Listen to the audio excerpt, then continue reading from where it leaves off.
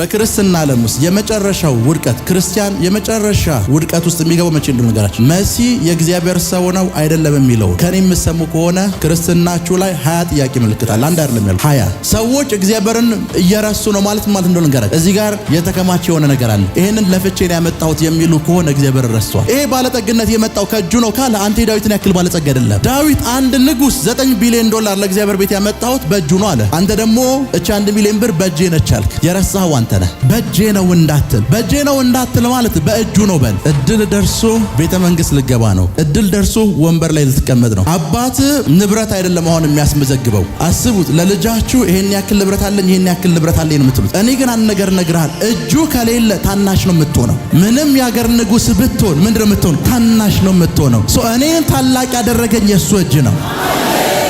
አንዳንድ ኤክስፔክት የማታረጓቸው ሰዎች የሀገር መሪ ሲሆኑ አጋጥሟቸው ያውቃል? ኤክስፔክት አታረጓቸው። ቤት በኩል ተሽለክሎ ከመጡ ነው የምትሏቸው እኮ እናንተ። ማንም ህዝብ ኤክስፔክት አያረጋቸው። ህዝብ ኤክስፔክት የሚያረጋቸው ድጋፍ ያላቸው ሰዎች እኮ አሉ። ሆም ይባልላቸው። ሳሙን መጥቶ ወንበር ላይ ይቀመጣል። ህዝቡ ይደነግጣል። ህዝቡ የሚያስደነግጠው ምንድነው? የህዝብ እጅ የለውም ሰውየው፣ ያለው የእግዚአብሔር እጅ ነው። ለዛ በእጅ ያመጣሁት እንዳትል፣ በጉልበት ያመጣሁት እንዳትል።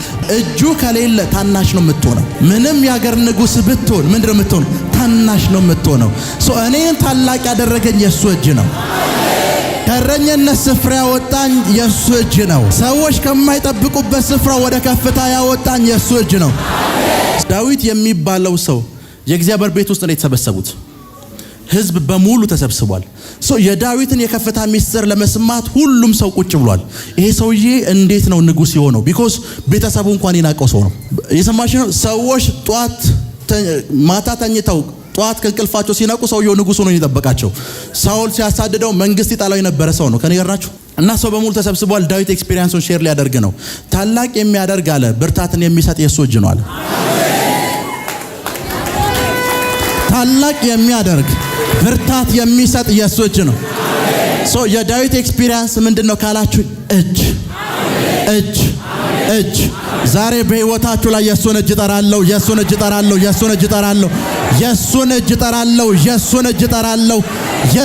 ጠራለሁ።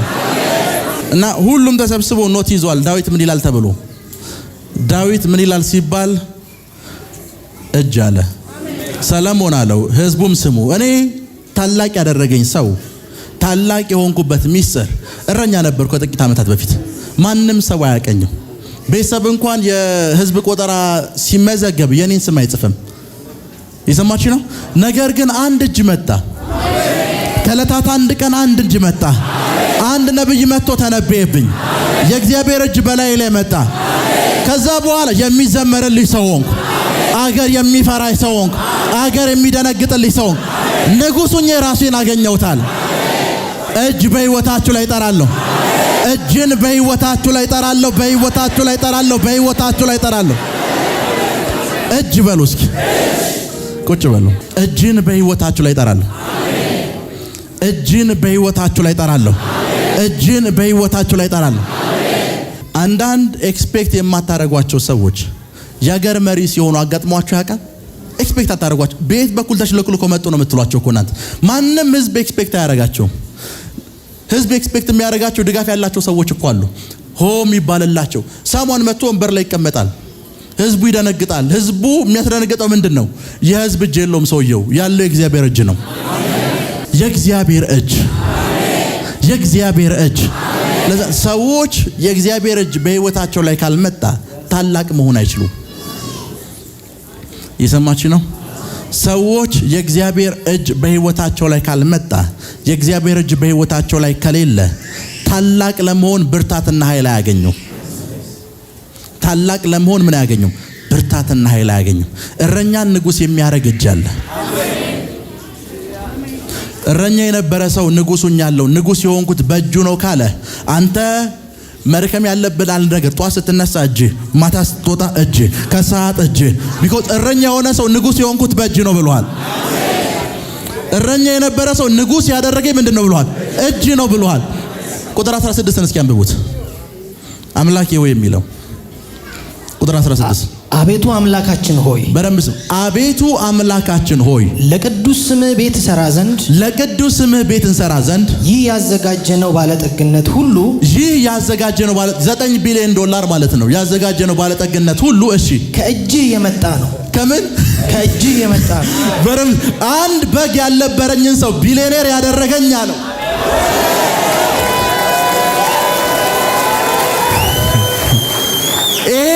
ወርቅ በሙሉ የመጣው አለው ታግለን አይደለም በእጄ ነው። ዳዊት ነው የነገራቸው። ይሄ ባለጠግነት የመጣው የሰበሰብነው ወርቅ የመጣው ይሄ $1 ቢሊዮን የመጣው እስኪ ጥቂት ዓመታት ወደ ኋላ ተመለሱ። ዳዊት የሚባለው ሰው የ10 ብር የሌለው ሰው ነው። ሄሎ ምንም ነገር የሌለው ሰው ነው። ከጥቂት ዓመታት በኋላ ሊሞት ያለበት ጊዜ ወርቅ ተከማችቶ ህዝቡ አየ። ቤተ መቅደሱ በወርቅ ሁሉም ነገር በወርቅ ሆኖ አዩት። ከዛ ዳዊት ይሄኛው ሲመጣው በምንድነው ሲባል በእጅ ይሄን ባለጠግነት ያመጣው እጄ ነው። የምትፈልጉት ባለጠግነት እጁ እንዲያመጣላችሁ ጸልያለሁ። እጁ እንዲያመጣላችሁ ጸልያለሁ። እጁ እንዲያመጣላችሁ ጸልያለሁ። እስኪ ቁጥር 16 ድጋሚ አንብቡት። አቤቱ አምላካችን ሆይ እሺ ለቅዱስ ስምህ ቤት እንሰራ ዘንድ ይህ ያዘጋጀነው ባለጠግነት ሁሉ ከእጅህ የመጣ ነው። ሁሉም ያንተ ነው። ሁሉ ይሄ ያዘጋጀነው ባለጠግነት በሙሉ በምንድን ነው? ከእጄ የመጣ ነው። እስኪ ዘዳግም 8 እንክፈቱ ከቁጥር 15 እስከ 17 ዘዳግም 8 እባብና ጊንጥ እሺ ጥማትም ባለበት እባብና ጊንጥ የውሃ ጥም ባለበት ውሃም በሌለበት ያ ማለት ለመጠጣት ላይፍ የሚያስፈልግ ውሃ እንኳን በሌለበት እሺ በታላቂቱና በምታስፈራው ምድረ በዳ የመራህን ውሃ የሌለበት ስፍራ ላይ ውሃ የሰጠህን እሺ ከጭንጫ ድንጋይም ውሃ ያወጣልህን በመጨረሻም ዘመን መልካም ያደርግልህ ዘንድ ሊፈትንህም ሊያዋርድህም አባቶችህ ያላወቁትን መና በምድረ በዳ ያበላህ አባቶች አይተውት አያውቁም። መና ያበላህን እሺ አምላክህ እግዚአብሔርን እንዳትረሳ። ከዛስ ስንረሳ እንዴት ነው የምንረሳው የሚለውን እየነገራችሁ ነው። እግዚአብሔርን መርሳት ማለት ምን ማለት እንደሆነ ልንገራችሁ። ቀጣይ አንብብላችሁ። በልብህም ጉልበቴ የእጄን ብርታት ይህን ሀብት አመጣልኝ። በቃ ምን እንዳትል ጉልበቴና የእጄ ብርታት ይህን አመጣልኝ እንዳትል። ሰዎች እግዚአብሔርን እየረሱ ነው ማለት እንደሆነ ልንገራችሁ። እዚህ ጋር የተከማቸ የሆነ ነገር አለ። ይሄንን ለፍቼ ነው ያመጣሁት የሚሉ ከሆነ እግዚአብሔር ረስቷል። ለዛም በእጅ ያመጣሁት እንዳትል፣ በጉልበት ያመጣሁት እንዳትል። ዳዊት ይሄ ባለጠግነት የመጣው ከእጁ ነው ካለ አንተ የዳዊትን ያክል ባለጸጋ አይደለም። ዳዊት አንድ ንጉስ $9 ቢሊዮን ለእግዚአብሔር ቤት ያመጣሁት በእጁ ነው አለ። አንተ ደግሞ እቺ 1 ሚሊዮን ብር በእጄ ነች አልክ። የረሳኸው አንተ ነህ። በእጄ ነው እንዳትል ማለት በእጁ ነው በል። በእጄ ይሄ ቤት አለኝ፣ በእጄ ይሄ መኪና አለኝ፣ በእጄ ይሄ ድርጅት አለ፣ በጉልበት ያለኝ እንዳትል። ምንም በሌለበት ምድረ በዳ ላይ ያንተ እጅ ምንም አላደረገም። እየነገራችሁ ያለው ነገር ውሃ የሌለበት ምድረ በዳ ላይ ምንጭ አፈለኩልህ እኔ ነኝ። የዛን ጊዜ እጅ ምን አደረገልህ? ነቲንግ። አሁን የሆነች ነገሮችን መቁጠር ስትጀምር እጄ የምትል ከሆንክ አምላክህ ረስተሃል ማለት ያለብህ። እጁን በህይወታችሁ ላይ ጠርቻለሁ። እጁን በህይወታችሁ ላይ ጠርቻለሁ። ድምጻችሁ አይሰማም። እጁን በህይወታችሁ ላይ ጠርቻለሁ። እጅ ያመጣው ምን እንዳትል ያነ በረም ስሙኝ። ሳምታይምስ የእግዚአብሔር እጅ ህይወታችሁ ላይ መጥቷል ማለት ምን ፓስተር ሚኮና ምን ማለት እንደው ልንገራችሁ ማትረዱት ነገር። የእግዚአብሔር እጅ ህይወታችሁ ላይ መጥቷል፣ ህይወታችሁ ላይ እግዚአብሔር ተለቋል ማለት እንደው ልንገራችሁ። ፓስተር ሚኮ እዚህ ያለ የእግዚአብሔር እጅ እሱ ህይወት ላይ መጥቷል ማለት። ሳኦል የሚባል ሰው ታውቃላችሁ? ለመጀመሪያ ጊዜ ሳሙኤል ጋር ሲሄድ የሄደው አህያ ጠፍቶት ነው። ልክ ነኝ? እና የመጀመሪያው ትንቢት ሲጀምር አህያ ምን ተብሏል? ተገኝቷል። ከዛ በኋላ ፕሮፌሰር ማድረግ ጀመረ። ንጉሥ ትሆናለህ አለው። አሁን የእግዚአብሔር እጅ ወደ ህይወታችሁ መጥቷል ማለት ወደ ህይወታችሁ እንደመጣ ከምታውቁበት መንገድ መካከል አንዱ እናንተ ዘንድ የሌለ ሐሳብ ወደ አእምሮአችሁ ይመጣል። ያ ማለት እንደሆነ ነገራችሁ። ሰውየው ንጉሥ መሆን የሚባል ነገር አስቦ አያውቅም። በፍጹም አስቦ አያውቅም። የሄደው አህያ ፍለጋ ነው። ለመጀመሪያ ጊዜ ንጉሥ መሆን ይቻላል የሚል ድምፅ ሰማ። ለመጀመሪያ ጊዜ የእግዚአብሔር እጅ በህይወታችሁ ላይ መለቀቁን የምታውቁት ምን እንደሆነ ልንገራችሁ። የቤት ክራይ ከብዷችኋል፣ ሚሊዮነርነት ቀላለው የሚል ሐሳብ ይመጣል። ቤት መግዛትን የሚያቀል ሐሳብ ይመጣል። ሐሳብ ነው የሚመጣው። ሐሳብ ይመጣል። አንድ ጆን የሚባል ሻኪሶ ያለ አንድ ሰው ሲነግር ከሻኪሶ የመጣ ሰው አለ። ከሻኪሶ የመጣ ሰው ወርቅ ቁፋሮ በሚያደርጉበት ጊዜ ከጥቂት ዓመታት በፊት ታንታለም የሚባል ነገር ታውቃላችሁ? አይፈለግም ነበር፣ ካብ ነበር የሚያደርጉት። ታውቃላችሁ? በየቤቱ ነበር የሚጣለው። ኖ ዋን አይፈልገውም። እና ድንገት አንድ ቀን ሊፈለግ ይችላል ብዬ መሰብሰብ ጀመርኳል ከጎረቤት። ሰውየው አሁን ቢሊየነር ነው፣ በኢትዮጵያ ብር ነው የምልህ 16 ሚሊዮን ነው። በ17 ሚሊዮን ብር ሰውየው ቸርች አሰርቷል። በ16 ሚሊዮን በ16 ይሄን እምላችሁ የዛሬ 10 ዓመት ወደ ኋላ ነው። አእምሮዬ ላይ አንድ ሐሳብ ነው የመጣው አለ። ይሄ ሁሉ ካብ ላይ በየቦታው የተጣለውን ታንታለም ብሰበስብ አንድ ቀን ቢሊየነር ትሆናለህ የሚል ድምፅ ሰማዋል። ሐሳብ ነው የመጣው። ሰዎች ያላዩትን ነገር እንዲያ የሚያደርግ ሐሳብ ነው የመጣው። እጅ በህይወታችሁ ላይ ሲመጣ መጀመሪያ እናንተ ጋር የሚመጣው ሐሳብ ነው።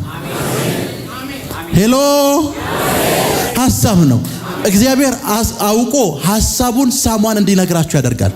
ሳኦል ጋር ስትመጡ ሳሙኤል የሚባል ሰው ንጉሥ ነህ አለው። ሐሳብ ገባበት። ከዛስ ነቢያቱ ማህበር ሄደ። መጽሐፍ ቅዱስም እንደሚል ታውቃላችሁ፣ ልቡ ተለወጠ ይላል። ሰውየው ከዛ በኋላ አህያ የሚፈልግ ሰው አይደለም። ስታስበው ስታገኘው እንደ ንጉሥ ነው የሚያወራው። ስታገኘው እንደ ንጉሥ ነው የሚያስበው። ሐሳብ ነው የገባበት። ብዙዎቻችሁ ሚስ የምታረጉት የእግዚአብሔር እጅ እናንተ ህይወት ጋር መጥቶ ሚስ የምታረጉት ሐሳብ ነው። የምትተላለፉት ሐሳቡ ድንገት እኮ ነው ይመጣው። መኝታችሁ ላይ ይመጣል፣ ቁጭ ብላችሁ ይመጣል፣ እያወራችሁ ይመጣል። ወዲያውኑ ሐሳቡ የመጣ ሰዓት ሐሳቡ እንግዳ ከሆነ ያዙት። ያንን ሐሳብ ያመጣው የእግዚአብሔር እጅ ነው። ሄሎ፣ ዳዊት ጋር ደግሞ ላምጣችሁ። ዳዊት እረኛ ነበር። የሰማችሁ ነው? እረኛ ነበር። ሳሙኤል መጥቶ ዘይት አፈሰሰበት።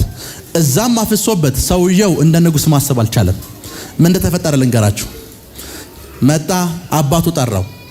ሂድና አለው ለወንድሞችህ ምን አድርስ። ለወንድሞቹ ምግብ ሊያደርስ እግዚአብሔር የሰራት ጭቃነች እያለ እየዘመረ ሄደ። ደረሰ። ጎልያድ የሚባል ሰው እያስፈራራቸው እንደሆነ አየ። ለምን ያልሞከረው ማለት ሞከረው። ጎልያድን ገደለው። ጎልያድንም ሲገለው የሚገርማችሁ እንደሆነ ልንገራችሁ። ወደ ሳኦል የመጣው ሰውየው ጎልያድንም ገሎት ሳኦል ከሱ እንደሚበልጥ ነው የሚያስበው። ከሳኦል በታች ያለ ባሪያ እንደሆነ አድርጎ ነው የሚያስበው። ከዛም እንደተፈጠረ ልንገራችሁ። ዳዊትን ሲያየው እግዚአብሔር ዳዊት አይቀየርም። ህዝቡ መዘመር ጀመረ። ሳኦል ሺህ ገደለ፣ ዳዊት ይሄንን ሲሉ ለካ አለ ሳኦል ያልገደለውን ነው የገደልኩት። ሳኦል ያቃተውን ነው ያደረኩት። አፍተር ዛት ሰውየው ንጉሥ ለመሆን ከሳኦል ጋር ድብድብ ጀመረ። ከዛሽ ቀን በኋላ ያቺ መዝሙር የተሰማች ሰዓት ሳኦልም ልብ ውስጥ የሆነ ነገር ገባ፣ ዳዊት ልብ ውስጥም የሆነ ነገር ገባ። ሰዎቹን አዘመራቸው። የእግዚአብሔር እጅ ሲመጣ የማትጠብቁት ሐሳብ ወደ እናንተ ይመጣል። የማትጠብቁት ሐሳብ፣ እናንተ ጋር ያልነበር ሐሳብ፣ ከዚህ በፊት አስባችሁት የማታውቁት ሐሳብ ወደ ህይወታችሁ ይመጣል። ወደ ህይወታችሁ ይመጣል። ወደ ህይወታችሁ ይመጣል። ወደ ህይወታችሁ ይመጣል። የእግዚአብሔር እጅ በህይወታችሁ ላይ መምጣቱን የምታውቁበት መንገድ ብዙ ጊዜ የኛ ትልቁ ችግራችን እኔን ጨምሮ ሐሳቦችን ማስተናገድ አንችልም። ከኔ ጋር ናችሁ? ሐሳቦችን ማስተናገድ አንችልም።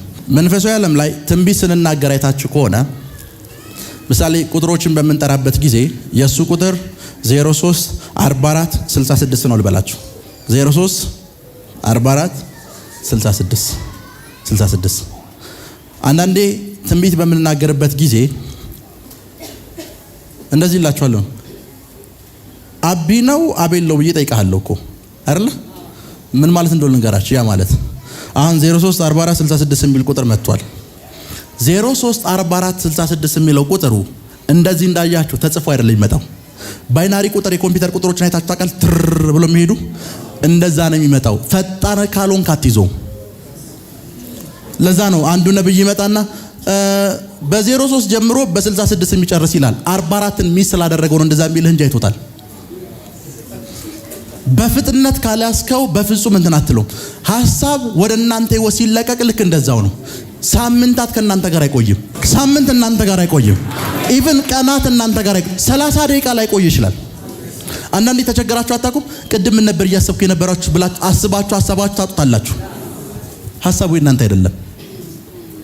ለዛ ሐሳቡን መያዝ ስላልቻላችሁ ላለው ይጨመርለታል፣ ከሌለውስ ያለው የተሰጠ እንኳን ይወሰድብህና አንተ ልትጠቀምበት ስላልቻልክበት ወደ ሳሟን ይሄዳል። ምሳሌ አውሮፕላን ሲፈጠር የመጀመሪያውን ንድፍ ያወጣው ዳቪንቺ ነው። ታውቃላችሁ አይደል? የፈጠሩት ራይት ብራዘርስ ናቸው። በሁለታቸው መሃል የ300 እና 400 ዓመት ዲፈረንስ አለ። ሐሳቡ ሳምጓር ጋር ሲመጣ ይሄን አልችለውም ይላል። ያኛው ጋር ሲመጣ ራይት ብራዘርስ እንችለዋለን ብለው እነሱ ጋር አቆዩት። ወደ እናንተ ህይወት እግዚአብሔር እጅ ሲመጣ ሐሳብ ነው የሚመጣው።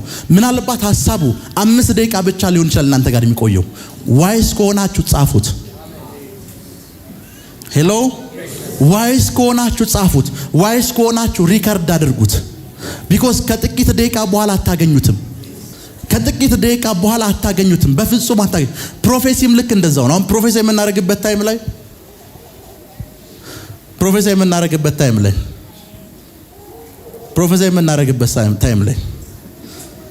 አቤል ABEL ነው አይደለ? የዚህ ሰውዬ ስም አቤል ነው ብላችሁ አስቡ።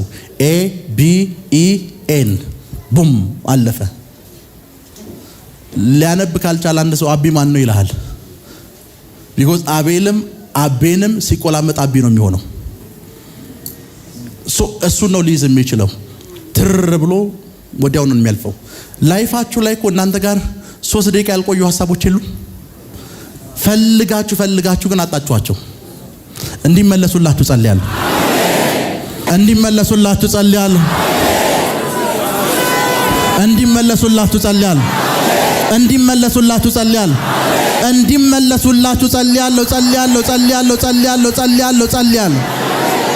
ምናልባት የሐሳብ የእናንተ ላይፍ ለዘላለም የሚቀይር እኮ ነው የሚሆን። ለዘላለም ለአንድ ቀን አይደለም፣ ለዘላለም ለሁለት ቀን አይደለም፣ ለዘላለም።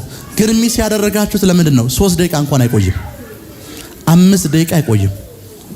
አስባችሁት እርግጠኛ ሆናችሁ ነገራችሁ እንደሚቀይሩ አምናችሁ ልክ የሆነ ስራ ስትጀምሩ ምን ነበር ያሰብኩት ትላላችሁ። ቡም። ለዛ ኮን ሳምታይምስ ላይፋችሁን የሚቀይረውን ሰው ስልካችሁ ላይ አለ። ስልካችሁ ላይ አለ። ደም እንደሚፈጠር ልንገራችሁ። እየሰራችሁ ነው። ለእንትና ደውለት የሚል ሐሳብ ይመጣል። በኋላ ደውለታለሁ ብለህ ቁጭ ትላለህ። ያ በዛ ሰዓት ያ ሰው ያንተን ብዙ ነገር የሚከፍት ሰው እኮ ነው። አይ በኋላ ደውለታለሁ ብለህ ከ5 ደቂቃ በኋላ ለማን ነበር ልደውል ያሰብኩት ትላለህ። አታገኘውም። መጽሐፍ ቅዱስ ምን እንደሚል ልንገራችሁ። ባለጠግነት እንደ ንስር ክንፍ አውጥቶ ይበራል የሚለው። ባለጠግነት እንደ ንስር ክንፍ አውጥቶ ይበራል። ምን ማለት እንደሆነ ነገር ሊቀመጥ አይደለም የሚመጣው። ማስቀመጥ የምትችለው ግን አንተ ነህ። መጣ አይደለ? ልታስቀምጠው ካልቻልክ ወደዛኛው ይበራል። ማስቀመጥ ያንተ ድርሻ ነው። አሁን እጁ የሚገራርሙ የሚያስደንቁ የማትጠብቋቸውን ሐሳቦች አመጣላችሁ።